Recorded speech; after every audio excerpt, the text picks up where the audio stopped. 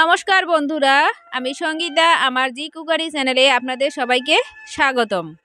বছর ঘুরেই চলে এসেছে শীত, আর শীতকালে ছোট বড় সকলের প্রিয় একটি সবজি পাওয়া যায় ফুলকপি।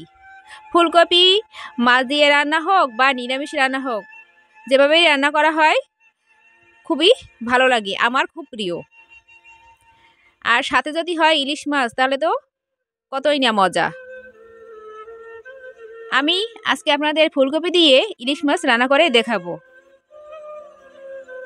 আর কিভাবে রান্না করলে স্বাদ হবে দ্বিগুণ, তা আমার এই ভিডিওতে আমি আপনাদের শেয়ার করব। তাহলে সাথে থাকুন, আমার ভিডিওটি দেখুন। আমি কিছু মাছ নিয়ে নিয়েছি। এখানে ইলিশ মাছ, তাজা ইলিশ নিয়ে নিয়েছি। সাথে আমি টুকরো করে ফুলকপি কেটে নিয়েছি। ফুলকপির ভিতরে অনেক জীবাণু থাকে, পোকামাকড় থাকে, তাই আমি কিছু জল দিয়ে দেব। জল দিয়ে 1 চামচ পরিমাণ লবণ দিয়ে 10 মিনিটের মতো ভিজিয়ে রাখবো।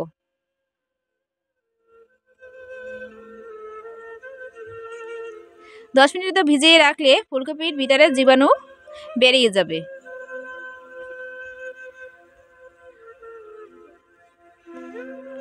মাছগুলো হলুদ, মরিচ, লবণ, সরিষার তেল দিয়ে 5 মিনিটের মতো মেখে রেখে দিব।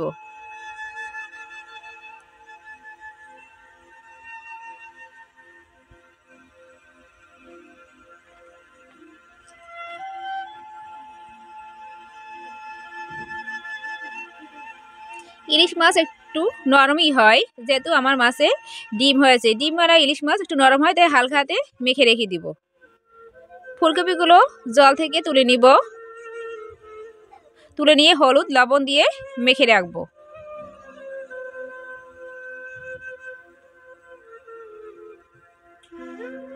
একটা প্যান নিয়ে নিয়েছি।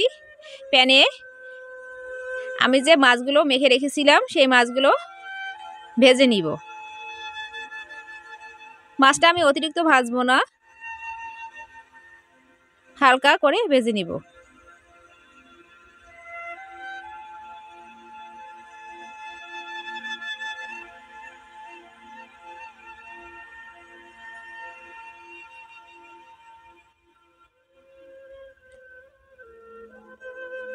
ইলিশ মাছ যেহেতু নরম, তাই হালকা করে ভেজে নিতে হবে, খুব সাবধানে ভাজতে হবে।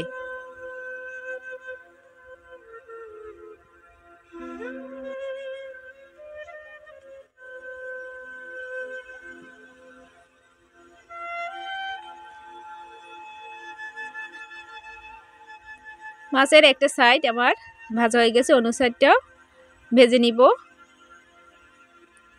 অন্য সাইডে কিছুটা ভাজা হলে আমি একটা পাত্রে তুলে নেব। মাছ ভাজার তেলে আমি মেখে রাখা ফুলকপিগুলো ভেজে নিব।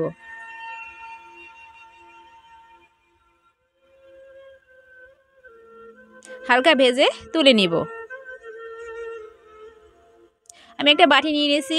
বাটিতে হলুদ গুঁড়া, মরিচ গুঁড়া, জিরে গুঁড়া, ধনিয়া গুঁড়া, লবণ দিয়ে 2 কাপ পরিমাণের মতো জল দিয়ে ভিজিয়ে রাখবো।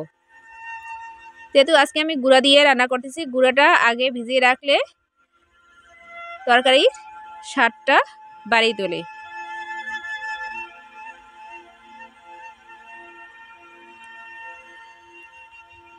প্যানে কিছু তেল দিয়ে কালো জিরা ফোড়ন দিয়ে দেব। আমি অন্য কোনো ফোড়ন দিচ্ছি না, যেহেতু আমরা ইলিশ মাছ দিয়ে রান্না করব, তাই শুধু কালো জিরাই ফোড়ন দেব। দিয়ে ভিজিয়ে রাখা যে মশলাটা দিয়ে দেব।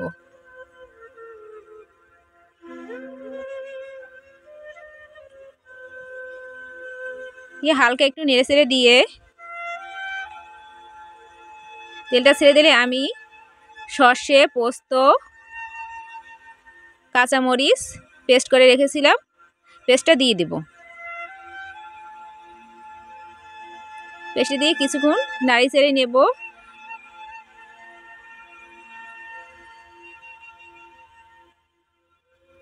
তেলটা ছেড়ে দিলে ভেজে রাখা ফুলকপিগুলো দিয়ে দিব।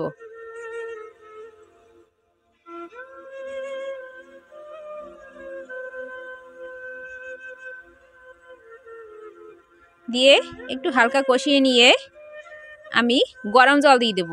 রান্নার স্বাদ যদি বাড়িয়ে তুলতে চান তাহলে অবশ্যই গরম জল ব্যবহার করবেন। গরম জল দিলে রান্নার স্বাদ দ্বিগুণ হয়।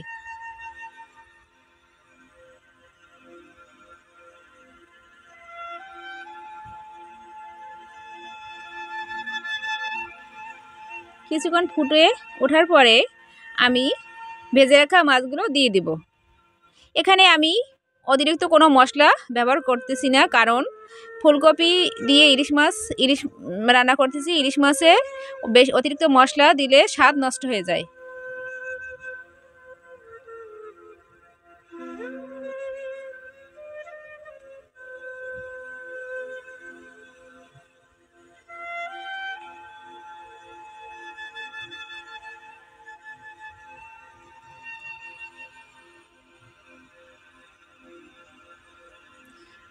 আর মাছের জলটা অনেকটাই হয়ে গেছে।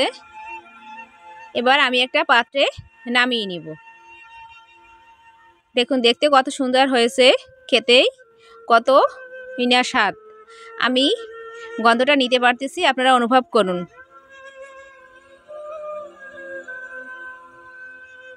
কত সুন্দর হয়েছে দেখুন আমার রান্নাটা। বন্ধুরা, আপনারা কে কোথা থেকে আমার ভিডিওটি দেখছেন অবশ্যই কমেন্টস করে জানাবেন। আর ভিডিওটি যদি আপনাদের ভালো লাগে একটা লাইক দিয়ে দিবেন। আমার চ্যানেলে যদি নতুন হন তাহলে চ্যানেলটি সাবস্ক্রাইব করে আমার সাথে থাকবেন। বাই বাই, আমি সঙ্গীতা। দেখা হবে পরবর্তী ভিডিওতে।